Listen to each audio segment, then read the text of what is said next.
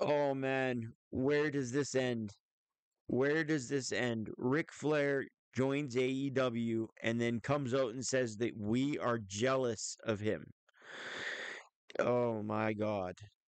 Where does it end for the Nate? And I shouldn't even be calling you Nate. As Scott Steiner once said, Buddy Rogers would be rolling in his grave than knowing that you took his name.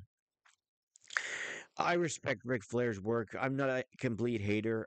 I'm aware of his 80s NWA godlike matches. I know he's the 60-minute man and all about Space Mountain, but spare me. This is 30 years since Austin and Pillman made fun of him in the Flair for the Old segments. That was 1994. It's been 30 years and he's still showing up and tearing people down. It was with Mike Raimondi on ESPN that Flair said we were all jealous. That we wish him good, but not too good. I'm paraphrasing, of course, but that's his message. This delusional old man. I'll be somewhat nice because I don't want to bash senior citizens, but come on, don't bash us either. We all know Flair bashes others to make himself feel better. I mean, just read his book. Mick Foley, Randy Savage, Bret Hart.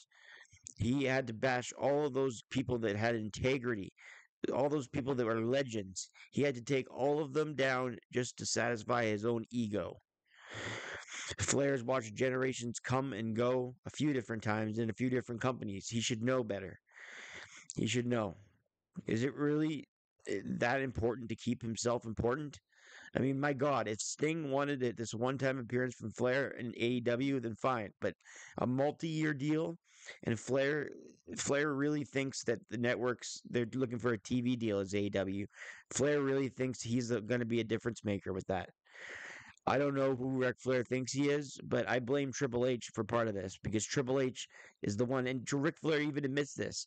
Triple H built his ego back in '03 when he was insecure, and his late '90s WCW wasn't the best. His early 2000s WCW wasn't the best, so he was really insecure around 2003. But that's when Evolution started. That's when Triple H pumped him up, and Ric Flair said that at one of his 1,000 post-air off-air ceremonies they gave him. Um, and I say that with disgust because there's some WWF names that deserve some off-air ceremonies that never got any. And Ric Flair wasn't even really a WWF guy; he was just Triple H's idol, and that's why Ric Flair gets to be Ric Flair. And it's gone on for 20 years, and I'm sorry, that's just the way I feel about it. I know he's a legend, I know that, but so are a lot of other people, and they don't pimp themselves out like Flair does. Anyways, Flair, we're not jealous. We're not jealous at all.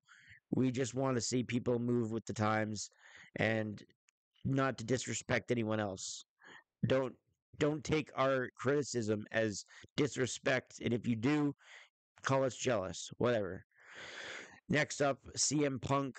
Uh, is he going to come to WWE? Is he not? I've seen all these headlines, clickbait videos, maybe even my videos of clickbait. Who knows? I'm not. That's not how I intended it, but that's what it seems like in the wrestling community. But will he be back in WWE? I hope so. I really think that people are saying Survivor Series. I really think that if he's going to come back, he's going to come back. It's a surprise entrant in the Rumble.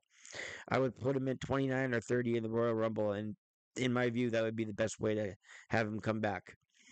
What are your guys' thoughts on this? Both Ric Flair and CM Punk. Sound off in the discussion forum. I'd like to get a chat going in the comment section.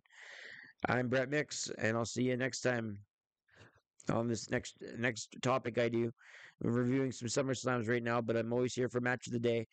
Talk wrestling history every day. Hit like and subscribe. And I'll see you on the next one. I'm Brett Mix, and I'm out.